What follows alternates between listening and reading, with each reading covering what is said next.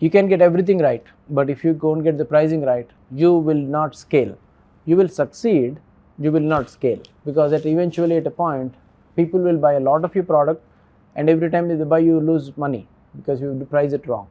So pricing, there is two ways to think about it. If you price it on cost, price it on value. Some consultants can charge you on success, on the value they create. Some consultants can charge you on the cost of the hour. It depends on where you do. Shah Rukh Khan charges value based. If it makes money, I will take part of it. Value based. Some other heroes charge cost based. If I work 3 schedules, I will charge you for cost. One is not right or wrong. You have to decide, is your product value based or cost based. But the market says value based runs long, makes more money if the product is outstanding. If the product is average and mediocre and you put value based, you will lose. If the product is mediocre, it's okay, put cost based. You won't sustain long term, you'll make a killing. But better to have an outstanding product, keep heart space brand, and charge premium. You do few things for many people, you will always fight wars on price. If you offer many things for few people, you can charge whatever you want. And you need to understand, how is your industry working? Are they comparing? Are they comparing and contrasting your price with somebody else's and says, hey, the neighbor is this price, this is your price, can you lower the price? You're probably in the wrong industry. You're probably positioning yourself as a wrong product. You need to understand, are you perceived as a value guy or a cost guy? Do you want to hang around customers who see you as a value guy or a cost guy? That's a decision you have to make. We call it the decoy price, and it's very interesting. This is one of the most easiest one that people observe in televisions, in soft drinks, in anything. People always compare when they're buying things. A to B to C. Mercedes A class, C class, S class. There's always 3. One of them is a decoy, so that the other one is perceived. Look at these products. If you look at a $10 and $30, people are comparing A and B. But the minute you put a $50 product, the $30 one looks cheaper. The decoy is the most expensive one. It happens in every product. After this class, when you go back and watch anything, watch for the decoy price. There has been something put in just to make comparatively the others cheaper. By definition, the middle product gets sold most. We have 40-inch TVs, 60-inch TVs and 80-inch TVs. Guess the highest sold TVs in the world, 60 inches. It's logical because suddenly this feels cheaper. The willingness to pay for a customer also has a limit. No matter how much you can debate it, there is a base called your willingness to sell, under which you should know you will lose your shirt. There is a ceiling on which the customer will not pay anything more. The area in which you operate is the key. Do not go under willingness to sell. Never go over willingness to buy. How the hell would you know this difference? Willingness to pay. Your research should indicate what is averages. Starbucks coffee in the US is $4.50. If you go to airports, it's $5. If they make it $10, nobody will buy the coffee. Maybe they'll find alternatives. They cannot rip them off. If you sell it for 99 cents, the risk may be it will be perceived as cheaper coffee. So you need to decide where is your base, what is called the floor, where is your ceiling, and you have to price within that. These 4 stages, and we'll wrap the session on marketing. We looked at sales as a process, not a game, just like negotiation. We looked at branding as just heart space, mind space association. And we looked at marketing in 4 steps. We call the IDA framework. First, there's so much noise, you need attention. Number 1, attention. Number 2, you need to have interest.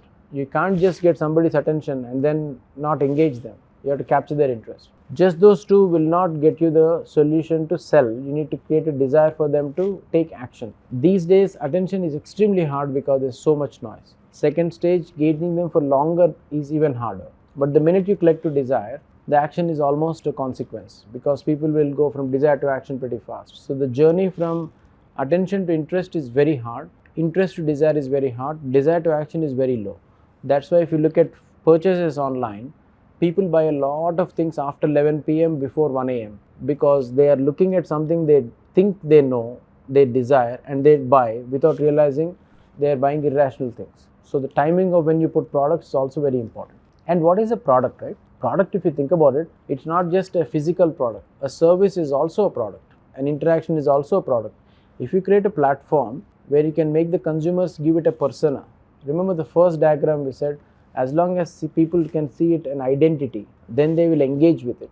Then they will experience it and repeat the process. You have a strategy to design it and communicate it. It's not complicated at all if you look at it at the atomic level. And positioning, we saw the 4 P's: the product, the positioning, which is creating a distinct image, distinct personality, distinct identity in the hearts of the audience, your customer. Not for everyone, your customer. That's positioning. We have seen that there's business objectives, there's business problems, there's business ideas, there's data models. This is the old school of how traditional business decisions were made. Find a problem, solve a problem, charge money, rinse and repeat, and then repeat the whole business, scaling.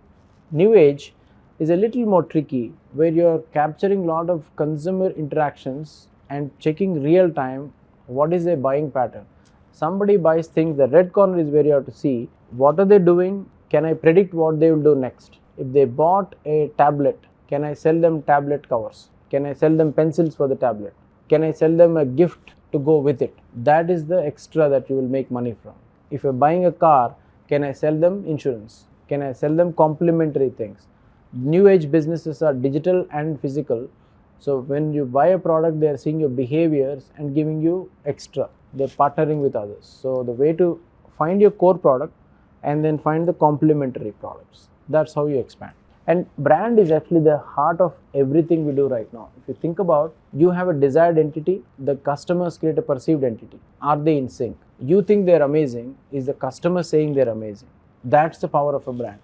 And most importantly, is your messaging in sync with these two? If there's a discoherence in any of them, if there's a distortion, then the brand suffers.